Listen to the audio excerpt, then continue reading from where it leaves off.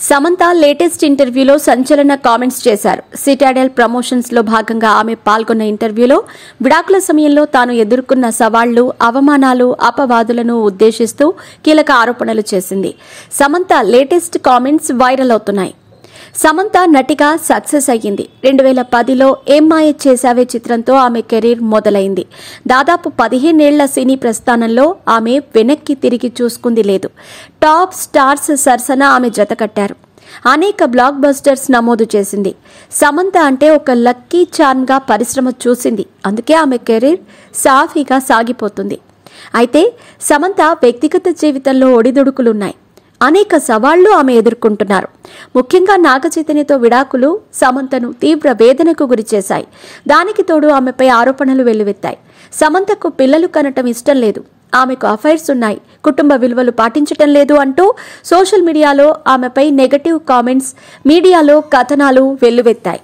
విడాకులకు కారణం సమంతనే అన్నట్టు అందరూ సమంతను నిందించారు.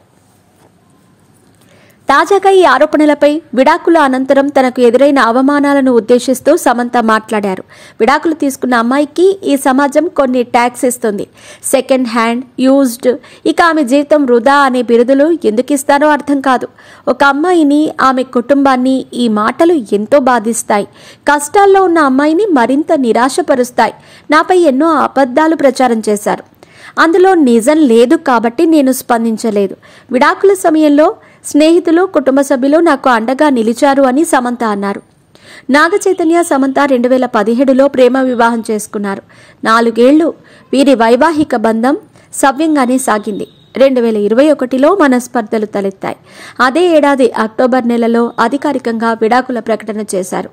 పరస్పర అంగీకారంతో విడిపోతున్నట్టు తెలియజేశారు.